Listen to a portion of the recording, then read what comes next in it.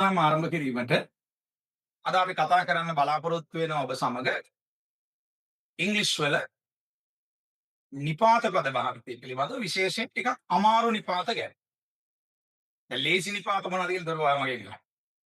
දැන් අපිට ලේසිනේ ඔය ඉන් වගේ නිපාතනේ. දැන් ලේසි නිපාතයි අමාරු නිපාතයි කියලා නිපාත දෙකක් තියෙනවා. අද IELTS පන්තිය අද අපේ උසස් පාඨමාලාව අපි කතා කරන්නේ මේ අමාරු නිපාත ගැන. නමුත් ලේසි නිපාත මොනවද කියලා දැන් ඔය අහනවනේ ඉස්සෙල්ලා. ඒ ගැන මම ටිකක් මතක් කරලා දැන් ඉන් වගේ නිපාතයක් ලේසි. ඉන් එක ලේසි. කාමරේ ඇතුලේ in the room. ඒක අමාරු නිපාත. අමාරු නිපාත කියන්නේ මෙන්න මෙහෙමයි. දැන් අපි කියනවා නම් ආරම්භයේදී කිය. ආරම්භයේදී ඔබේ ප්‍රශ්නයක් මතුවෙනවා. IELTS මට්ටමේදී කියන්නේ ටිකක් උසස් ඉංග්‍රීසි හදාරන ප්‍රශ්නයක් තියෙනවා. ආරම්භයේදී කියන්නේ at the beginning කියලාද in the beginning කියලා. මේකේ තියෙන විග්‍රහයක්. නැත්තම් මේකේ යෙදෙන නොයෙදෙන තැන් තියෙනවා. ඒක තමයි අමාරු නිපාත කියලා පාඩම හැදෙන්නේ. දැන් මගේ ප්‍රශ්නය මේකයි මම ලියලා පෙන්නන්නම්. at කියන පද නිපාතයත් එක්ක මෙන්න මෙහෙම දැන් ආරම්භයේදී මොකද්ද හරි භාවිතය? at the beginning ද එන්නේ in the beginning කියලාද? ඇත්තටම ආරම්භයේදී කියලා කියන්නේ අපි සාමාන්‍යයෙන් යොදන්නේ in the beginning. ඒකට ඔයාගේ ඉතින් මට නම් පුරුදු at the beginning. ඔයාට at the beginning හුරු වෙන්න හේතුව at the beginning කියලා යොදනකොට අපි කියනවානේ මේ මාසය ආරම්භයේදී කියන්නේ. මේ මාසය ආරම්භයේදී. At the beginning of this month. At the beginning of this month. එතකොට at the beginning කියලා ඇවිල්ලා of කියලා එනවා. ඊළඟට මේ මාසයේ කියලා කියන්නේ this month. At the beginning of this month. එතකොට in the beginning එන්නේ කොතනද? දැන් ඔහොම අර මේ මාසයේදී කියලා මොකුත් කියන්නේ නැතුව නිකම්ම ඔබ ආරම්භයේදී කියලා විතරක් කියන. නිකම්ම ඔබට කියන්න ඕනේ ආරම්භයේදී කියලා විතරක්. අන්න එහෙම වුණොත් ඔබ යොදනවා in the beginning කිය. සාමාන්‍යයෙන් අපිට පුළුවන් කියන්න අපි මේ ප්‍රොජෙක්ට් එක ගැන අවසන් තීරණ ගන්නවා අවසන් තීරණ අරන් ඉවර කරනවා ලබන මාසය ආරම්භයේදී. එතකොට we finalize this project. අපි මේ ප්‍රොජෙක්ට් එක finalize කරනවා. නැත්නම් we will finalize this project. කියලා මෙන්න මේක දානවා at the beginning of next month කියලා.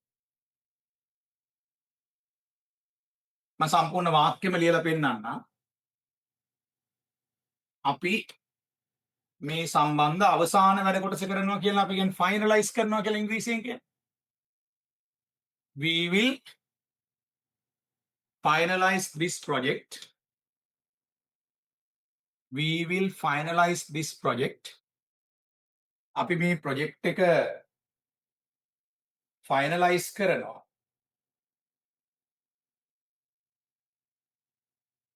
At the beginning of next month. At the beginning. ඊළඟට off වලින් සම්බන්ධ වෙනවා. ඊළඟ මාසයේ we will finalize this project at the beginning of next month. එතකොට in the beginning කොහොමද යොදන්නේ? in the beginning එනකොට අර off එකක් එන්නේ නැහැ. දැන් අපිට කියන්න පුළුවන් අපිට අරමුදල් තිබුණේ නැහැ ආරම්භයේ. ආරම්භයේදී කියලා විතරක්. අපිට තිබුණේ නැහැ අරමුදල් කිසිවක්. නමුත් අපි වැඩේ පටන් ගත්තා. But we launched the project.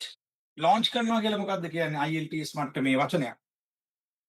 started කියන එක project එකක් පටන් ගත්තා. මම මේ වාක්‍ය දෙකම ලියලා පෙන්නනවා. launch කරා. පටන් ගත්තා. ඒතර මම නිකන් කියනවා මුලදී අපිට funds තිබුණේ නැහැ. දැන් මුලදී කියලා විතරයි නම් කියන්නේ. ඒක අපි කියන්නේ පුතේ in the beginning කියලායි. in the beginning we had අපිට තිබුණා we had no funds. අපිට අරමුදල් තිබුණේ නැහැ. In the beginning we had no funds. But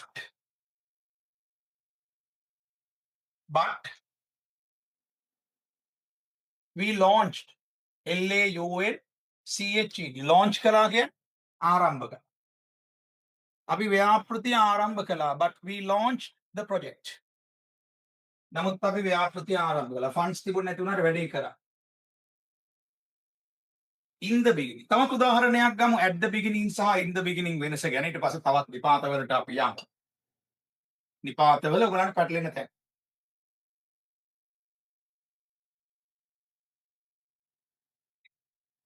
at the beginning ආවොත් අනිවාර්යයි of වලින් තව පදයක් සම්බන්ධ වෙනවා. දැන් අපිට කියන්න අවශ්‍ය නම් ජූලි මාසයේ ආරම්භයේදී කියලා. at the beginning of July.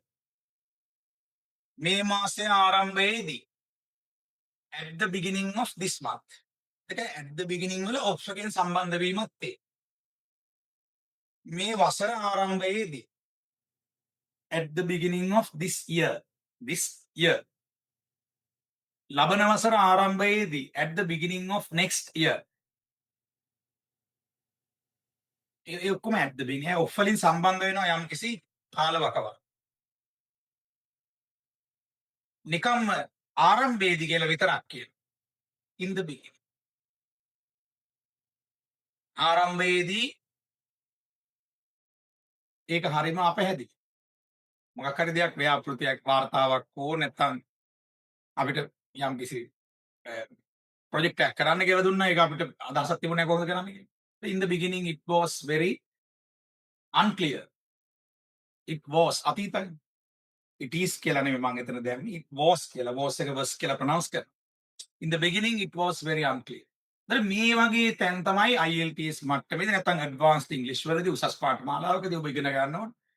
අනිත් අය වරද්දන තැන් ඔයා නිවැරදි වෙන්නේ. දැන් පුංචි වාක්‍යයක් මම ලියන්නම් in the beginning වලින්. in the beginning දැම්මොත් අර of වලින් සම්බන්ධ වීම සිදු වෙන්නේ නැහැ. අපි කියනවා ආරම්භයේදී ඒක ටිකක් ඒක ගොඩක්ම අපැහැදිලි. ඔබ දන්නවා මේ in the beginning කියන කොටස ඔබට අවශ්‍ය නම් වාක්‍ය මුලටම හෝ අගටම යොදන්න පුළුවන්. it was very unclear. ආරම්භයේදී ඒක ගොඩක් අපැහැදිලි කියලායි අපි කියන්නේ.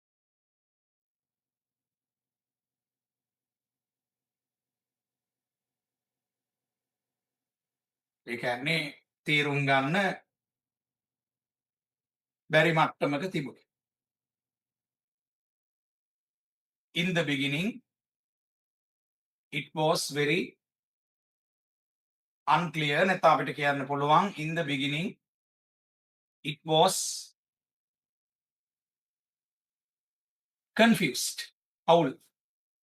ඔය දන්නවද confused කියන වචනයට ed එකතු වුණාම උච්චාරණය වෙන විදිහ? ඒක d අකුර t අකුර විදිහට තමයි ශබ්ද.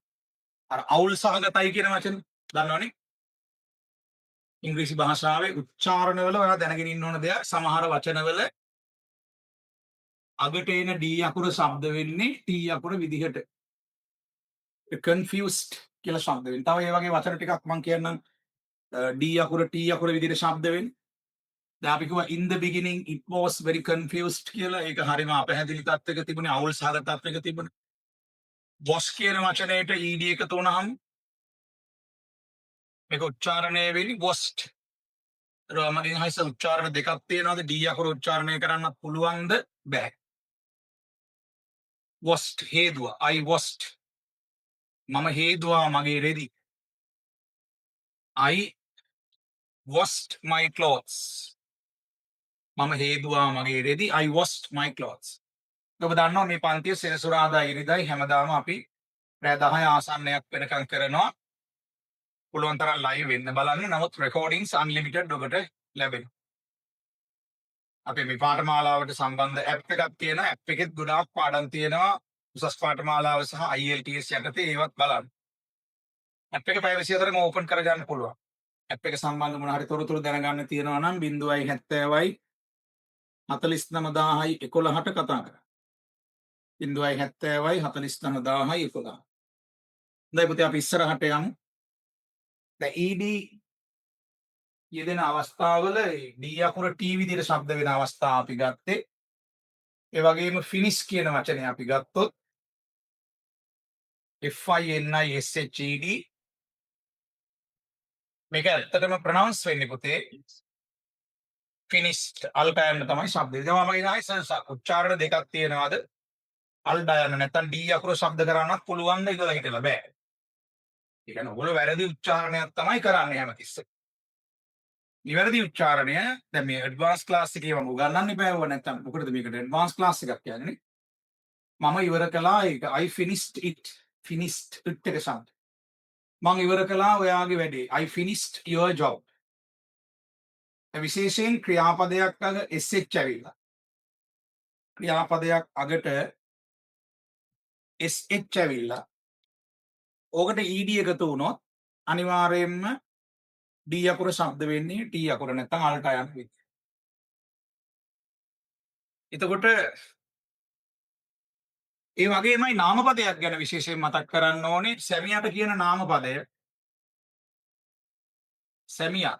මේකේ නිවැරදි උච්චාරණය ඉංග්‍රීසි භාෂාවේ උසස් පාඨමාලාවක ළමයි දැනගෙන ඉන්න ඕනේ. husband.